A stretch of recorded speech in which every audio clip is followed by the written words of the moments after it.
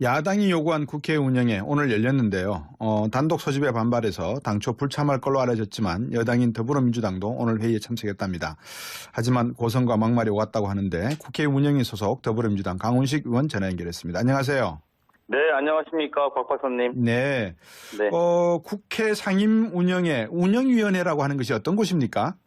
예, 국회 운영위원회는 사실 국회에서는 국회의 꽃이다라고 불리는 곳입니다. 네. 그래서 이제 의회 민주주의를 대표하는 상임이고요. 예. 그런 면에서 보면, 피감 기관은 청와대라든지 이런 곳들을 하고 있고요. 네.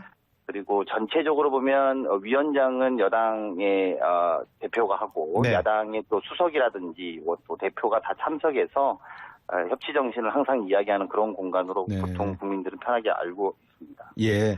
오늘 운영위에만 열린 걸로 알고 있습니다. 그죠? 네, 그렇습니다. 오늘 참석하셨죠? 예, 참석했습니다. 어떻습니까? 분위기 좀 전달해 주십시오. 네, 오늘 저희 여당의 입장에서 보면 일자리 추경 등이 전체적으로 좀 논의돼야 됨에도 불구하고 13개 상임위가 전혀 열리지 않고 있습니다. 네. 그래서 그게 이제 자유한국당이 불참을 선언하면서 저희가 참석을 안 하고 있는데요. 네.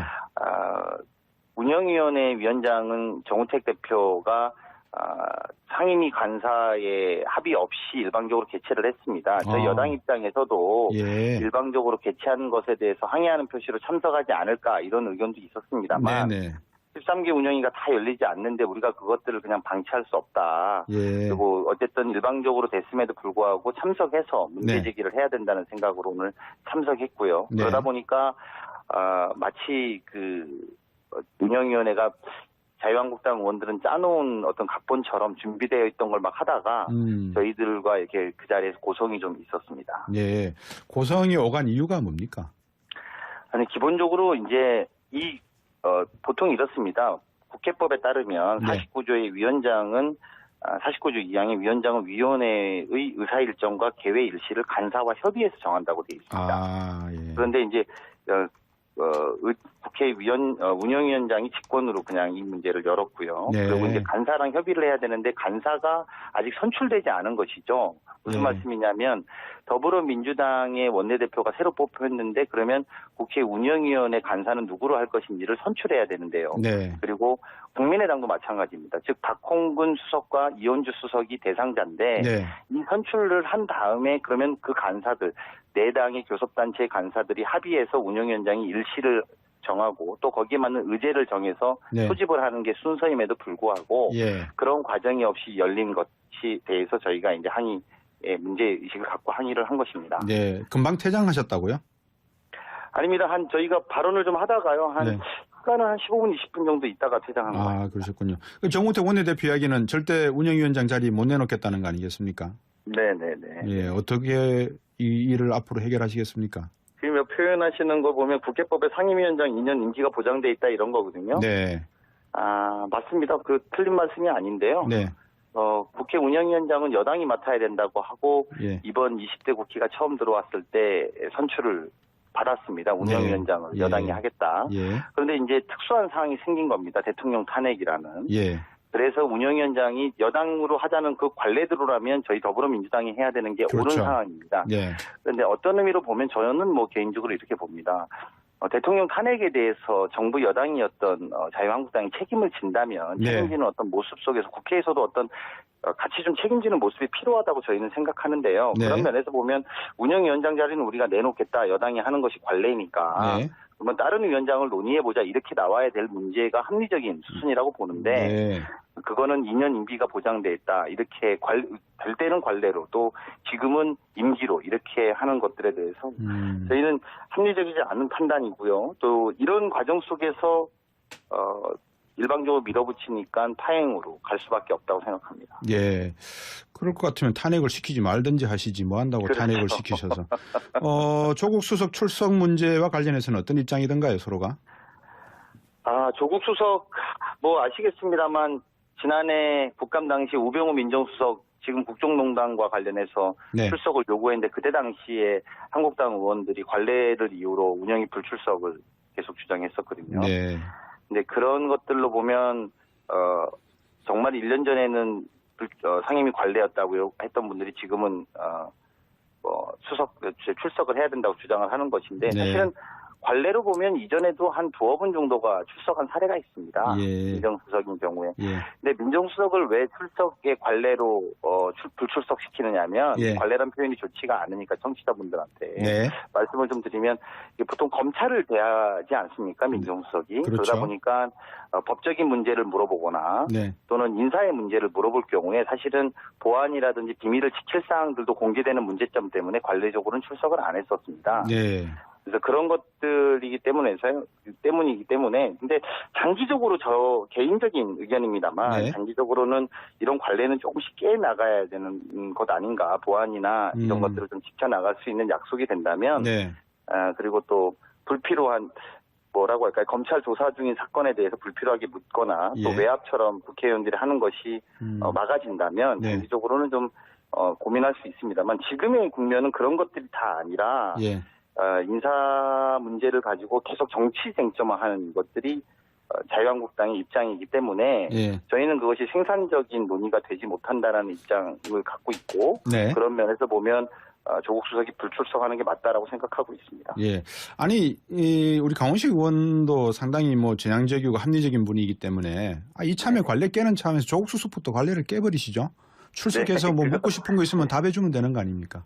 네, 뭐 제가 대표가 아니라서 이런 시원시원하게 대답은 좀 못하겠는데요. 예.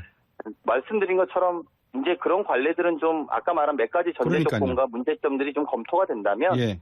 뭐 해볼 수도 있다고 저는 개인적으로 생각합니다. 왜 그러냐면 뭐 강훈식 네. 의원도 잘 아시겠지만 얼마 전에 그 왜 청취자분도 6874번님이 이런 문자를 보내셨어요. 돈 봉투 회식도 관례라고 하지 않습니까? 네. 우리 사회에 지금 뿌리박고 있는 이 관례라고 하는 공기관 그리고 정부의 기관 내 또 재벌 기업과의 공기관 권력기관과의 유착관계 이런 모든 것들이 관례화되어 있는데 맞습니다. 개혁을 한다면서 이거를 혁파하지 않고서는 어렵지 않습니까? 네.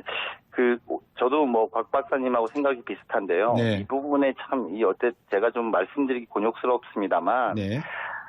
좀 합리적인 대화가 된다면 네. 그런 논의들도 다 충분히 좀 열어놓을 수 있는 그렇죠. 것 같습니다. 예. 근데 현재 한국당이 국회를 이끌어 나가는 모습을 보면 예. 청와대나 정부는 국민들의 힘으로 탄핵을 해서 바꾸었습니다만 네. 국회는 아직도 탄핵 이전의 모습으로 네. 여야가 특히 이제 본인들을 지키겠다는 야당의 특히 한국당입니다. 네, 다른 네. 정당은 그래도 공간들이 좀 있습니다. 논의할 것들도 좀 생기고요. 네. 그런데 한국당 너무 단호하게 그 과거의 어떤 시점에서 이야기를 하고 있기 때문에 저희가 참 이 문제를 합리적으로 푸는 또 어려운 점이 좀 있습니다. 그렇지만 저는, 예. 계속 여당의 입장에서는 계속 협의하고 그러셔야 논의를 되겠죠. 해나갈 입장입니다. 저는 개인적으로 한국당이 정말 안타까운 게 아직까지도 민의가 어디에 있는지를 잘 모르는 분들 같아요. 오늘 김정재 자유한국당 의원이 보좌관한테 보낸 문자 아세요? 네, 오늘은 조국을 공격하는 날이다. 이거 말씀. 좋게 이제 방송 용어를 쓰셨는데 그대로 읽어드리면 조국 조지는 날 이렇게 했거든요. 저도 네. 사실 오프닝 멘트에서 조국 교수하고 안경환 인권위원장 관계를 이야기했어요. 네. 차은택 씨하고 김종덕 그 문체부 장관 사이 사제관계 아닙니까, 그죠? 네. 뭐 조사할 게 있으면 조사를 하고 질문에 답할 게 있으면 답하는 거 되면 되지 않습니까? 네. 근데 맞습니다. 왜 이렇게 저희도 그렇게 해야 된다고 생각합니다. 근데 이제 아까 방금 우리 박사님께서 말씀하신 것처럼 예. 이번에 운영위원회 개최의 목적이 그런 식으로 밖에 드러나지 못한다는 그렇군요. 것이죠. 예. 네, 그런 것들은 정치적 공세라고 제가 모두에 말씀드린 그렇죠. 합리적 대화 토론을 통해서 무언가를 생산적으로 만드는 것이 아니라 예. 그런 식으로 아예 목적의식을 갖고 정치 공세를 하루 열었기 때문에 예. 저희들은 항의했던 것입니다. 13개 상임위원회라 그러셨죠?